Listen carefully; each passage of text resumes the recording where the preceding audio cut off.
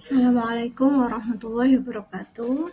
Pada video yang kedua di kesempatan di sore hari ini, saya ingin menjelaskan tentang materi yang ada di mata kuliah Sistem Informasi Manajemen, yaitu pertemuan kedua kita akan membahas tentang menguraikan dan mengidentifikasi terkait komponen Sistem Informasi Manajemen, baik itu komponen berupa manusia, teknologi, maupun prosedur.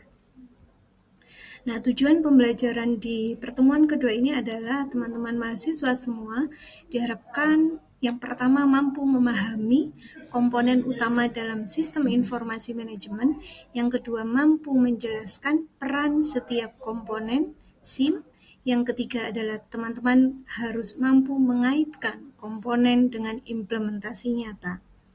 Nah, komponen utama SIM, teman-teman, itu ada manusia, ya, people, ada teknologi, ada prosedur yang ada di dalam SIM, kemudian ada data dan ada jaringan atau komunikasi.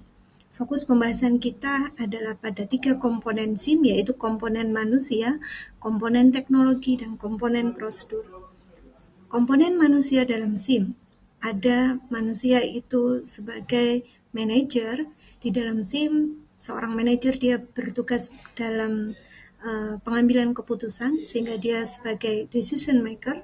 Kemudian manusia di dalam SIM bisa juga sebagai analis sistem, yang mana dia bertugas merancang sistem. Kemudian sebagai programmer, mengembangkan software engineering atau perangkat lunak. Lalu sebagai operator, yang mana bertugas mengoperasikan sistem harian yang ada dalam organisasi. Kemudian yang terakhir, manusia berperan sebagai end user, yang mana dia sebagai pengguna akhir informasi.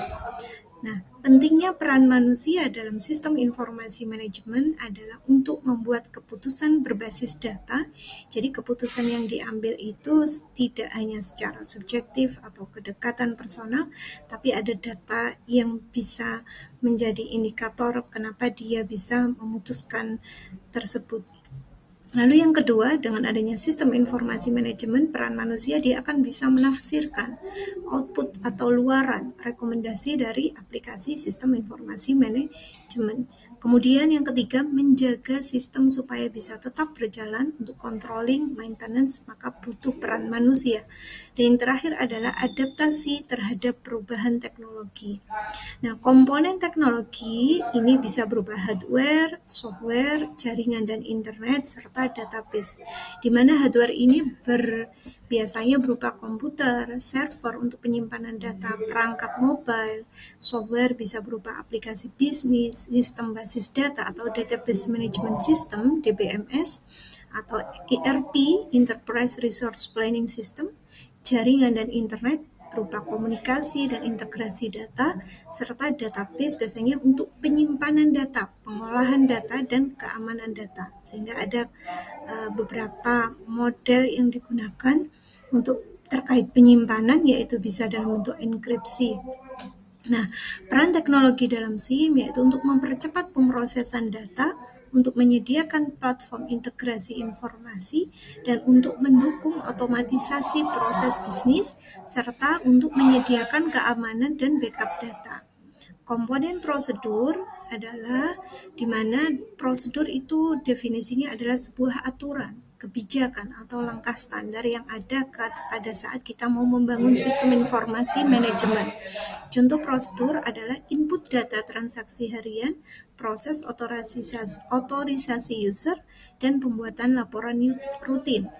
Pentingnya prosedur untuk apa di dalam SIM? Yaitu menjamin konsistensi penggunaan sistem, mencegah kesalahan manusia dan fraud, mendukung efisiensi organisasi, dan menjadi pedoman penggunaan SIM di semua level. Kesimpulannya adalah komponen SIM itu berupa manusia, teknologi, dan prosedur. Manusia bisa sebagai berprofesi pengguna SIM, end user, pengelola, super admin, maupun pengembang, developer, atau programmernya. Teknologi bisa berupa hardware, software, jaringan, dan database, sedangkan prosedur berupa aturan, SOP, maupun kebijakan yang ada di organisasi pada saat kita mau membangun sistem informasi. sinergi dari ketiga komponen tersebut, yaitu manusia, teknologi, dan prosedur, maka itu akan menjadi kunci keberhasilan ketika sistem informasi manajemen itu di-go public dan dijalankan dalam sebuah organisasi. Sehingga SIM di universitas, ketika kita berbicara tentang sistem informasi manajemen di universitas, yang perlu dikembangkan bukan sekedar sistem tunggal, melainkan ekosistem SIM yang terintegrasi yang mendukung akademik, administratif, finansial, dan student service.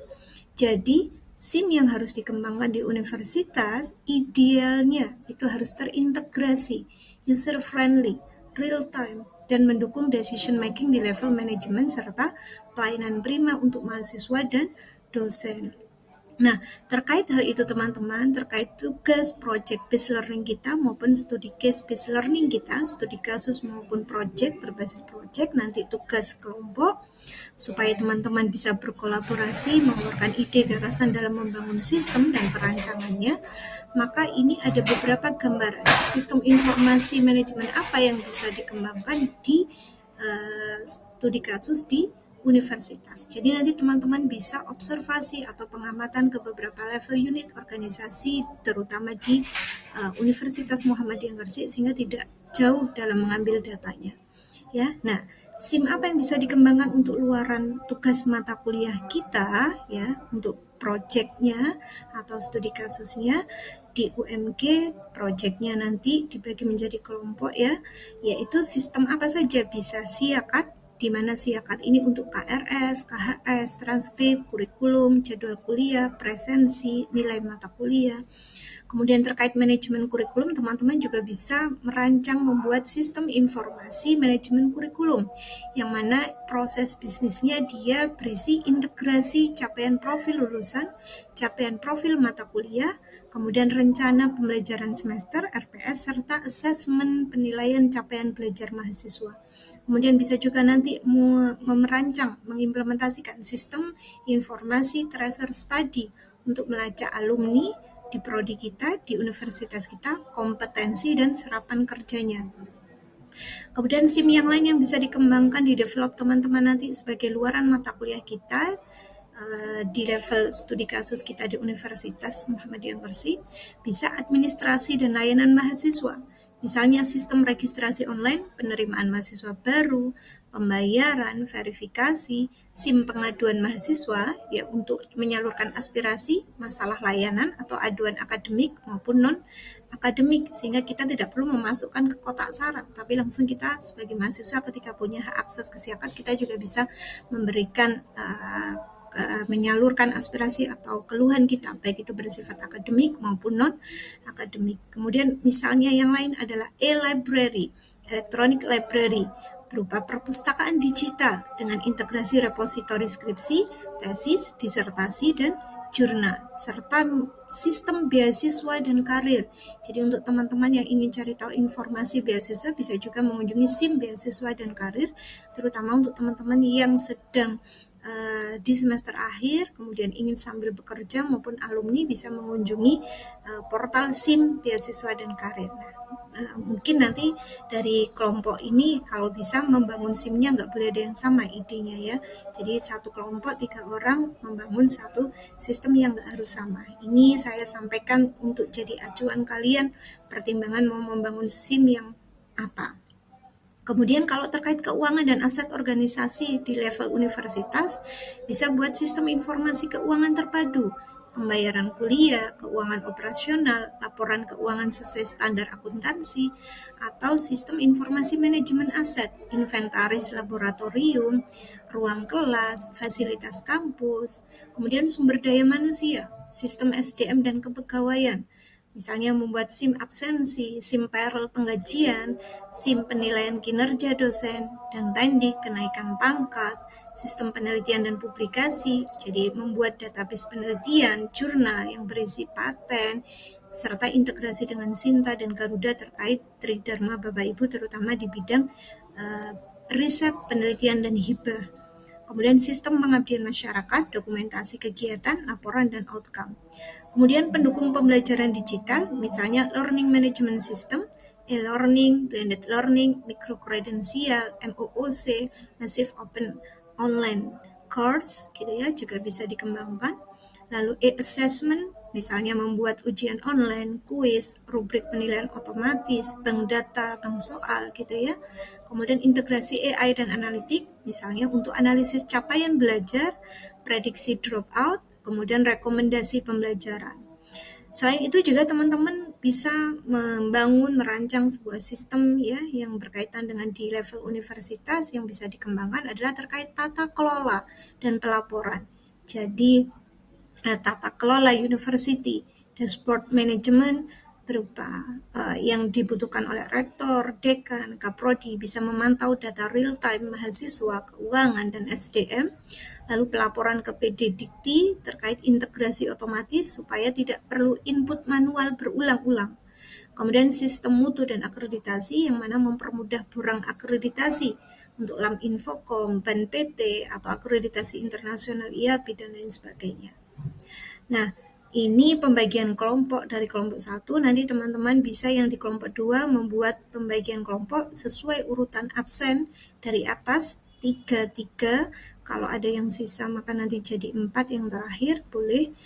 Yang penting tidak boleh membagi kelompok sesuai pilihan kalian, jadi urut absen supaya objektif, supaya bisa berkolaborasi, yang bisa nanti bisa melengkapi yang tidak bisa belajar dari yang bisa. Itu harapannya Bu Umi.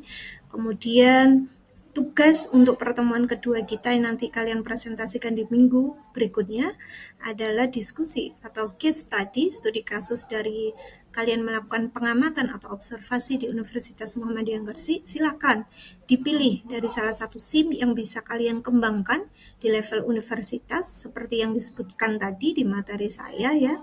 Kemudian jawablah ini, identifikasi. Jadi kalian nanti mengumpulkan, saya mau Bu membuat sistem informasi manajemen kurikulum misalnya.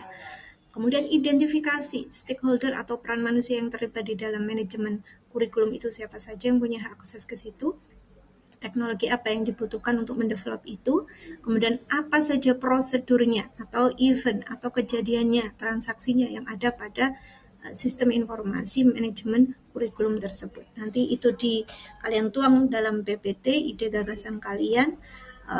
Kemudian besok kita diskusikan, kita lanjut presentasi selain yang tugas satu di individual juga di tugas kedua ini. Silakan disimak video saya, silakan diisi beberapa kuis pertanyaan video interaktif yang ada di video saya. Saya akhiri. Kalau masih ada yang mau ditanyakan silakan menulis di kolom chat message di Learning Management System kita spada.umk.ac.id. Saya akhiri, terima kasih atas atensi dan perhatiannya. Assalamualaikum warahmatullahi wabarakatuh. Selamat sore.